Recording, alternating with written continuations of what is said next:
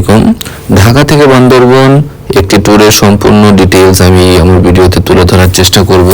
শুরুতেই train journey, যেটি Sayedabad Kamalapur rail station থেকে 850 টাকায় 2 জনের টিকিটের বিনিময়ে আমাদের চিটাগাং পর্যন্ত পৌঁছে দিয়েছিল। তারপরে দেখা যাচ্ছে একটি রিসোর্টের দৃশ্য, যেটি নীলাচল নীলাম্বরী রিসোর্ট নামে পরিচিত।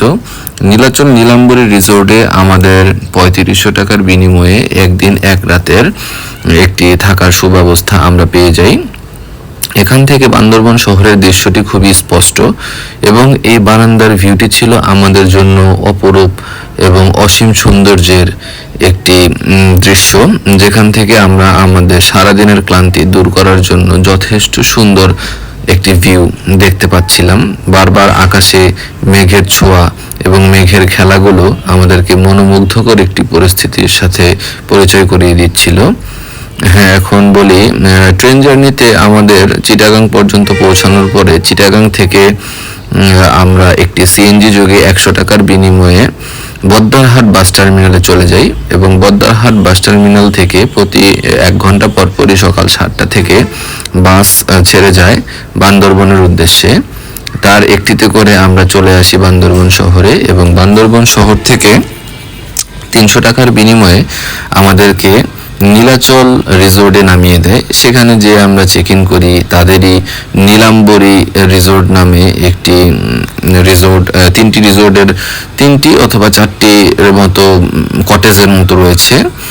তার থেকে আমরা একটি কটেজ নিয়ে নিই এবং আমি আবারও বলে দিচ্ছি, তার ফেয়ার ছিল 3500 টাকা।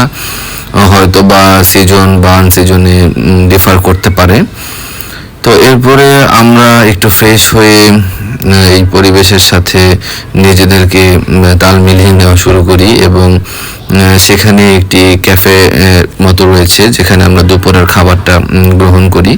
তাতে আমাদের মোট 600 টাকার মতো খরচ হয়। ওই দেখা যাচ্ছে নীল যে কটেজ, ওটাতে আমরা ছিলাম এবং এই ক্যাফেটেরিয়ার পাশেই রয়েছে একটি নান্দনিক উপভোগ্য স্থান, যেখানে দাঁড়িয়ে আপনি কফির এক চুমুকের সাথে আপনার সময়ের বিশাল ক্লান্তি দূর করার একটি প্রচেষ্টা করতে পারবেন।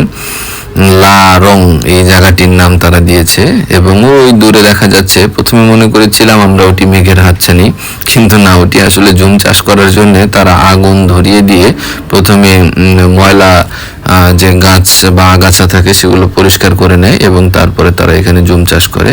আমরা এখানে বিকালের নাস্তা হিসেবে খুবই ন্যাচারাল উপায়ে তৈরি যে পেঁপে চাষ হয় এবং আরও কিছু ফলমূল, পাহাড়ি ফলমূল আমরা পেয়েছিলাম। কলা, পুরা রেডিশ কালারের একটি কলা ছিল, সেগুলো নাকি একটু রেয়ার, মাঝে মধ্যে পাওয়া যায়। তো আমরা সেগুলো স্বাদ গ্রহণ করে আমাদের রাতের ডিনারও এখান থেকেই করে নিই এবং প্ল্যান করি পরের দিন আমরা নীলগিরির উদ্দেশ্যে রওনা দিব এবং নীলগিরি যাওয়ার পথে আমাদের যে কয়টি টুরিস্ট স্পট পড়বে সেগুলো সবগুলোই আমরা দেখব এক এক করে। এবং প্রথমেই আমরা নামি চিম্বুকে। চিম্বুকের পরিবেশ আমাদের কাছে খুবই ভালো লেগে যায়, যে কারণে আমরা দুপুরের লাঞ্চ সেখান থেকেই সেরে নেওয়ার একটি প্রস্তুতি নেই। কিন্তু আমরা তখন অর্ডার করি না, আমরা বলে যাই যে আমরা এখানে দুপুরে এসে আমাদের লাঞ্চটা করব। আপাতত আমরা আগে নীলগিরি যাব, সেখান থেকে ফেরার পথে আমরা দুপুরের লাঞ্চটি সম্পন্ন করব।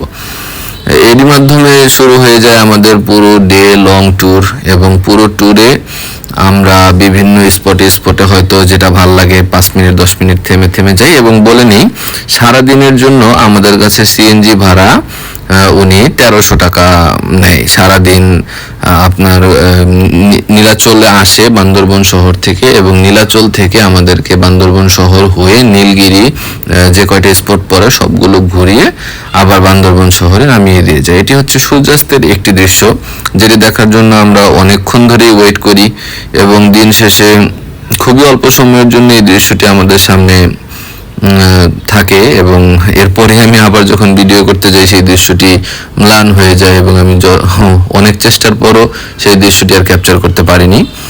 এই পিকনিক স্পটের মতো এই স্থানটি নীলাচল যেটাকে বলে, তাদের একটি স্পট। এখানে মানুষ আসে, কিছু সময় কাটায় বিকালের দিকে। তো আমরা চিন্তা করেছি যেহেতু বান্দরবনে থাকার সেরকম ভালো ব্যবস্থা নেই, সেজন্য এখানে রাত্রি যাপনের। তারা আমাদের জন্য একটি সুন্দর ক্যান্ডেল নাইট ডিনারের ব্যবস্থা করে, যেটি ছিল আমাদের কাছে খুবই সারপ্রাইজিং।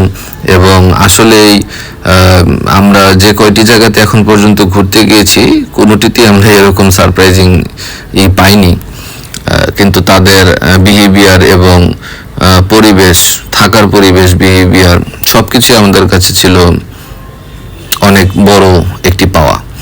এরপরে আমরা নীলগিরিতে যাই। নীলগিরির হেলিপ্যাড এবং তার আশেপাশের কটেজ এলাকা পুরো পিকনিক স্পটের মতো একটি স্থান তারা করে রেখেছে। প্রচুর পরিমাণে গাছ, আম গাছে আম ধরেছিল এবং বিভিন্ন দৃশ্য আমরা উপভোগ করে সেখান থেকে দুপুরের আগেই ফিরি এবং চিম্বুকে যে আমাদের দুপুরের খাবার গ্রহণের জন্য এই রেস্টুরেন্টটিতে ওয়েট করতে থাকি। তাদের সেখানে আমাদের যাওয়ার উদ্দেশ্য ছিল ট্রেডিশনাল ফুডের একটি টেস্ট করা।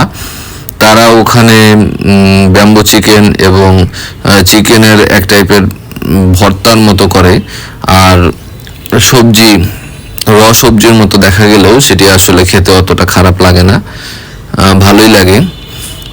আর লইট্টা মাছের ফ্রাই নেই এবং এগুলো আমরা দুপুরে আমাদের খাবারে শেষ করে তারপর আমরা বান্দরবন শহরে ফিরে আসি এবং সেখান থেকেই আমরা বাস যোগে সরাসরি ঢাকার উদ্দেশ্যে চলে আসি।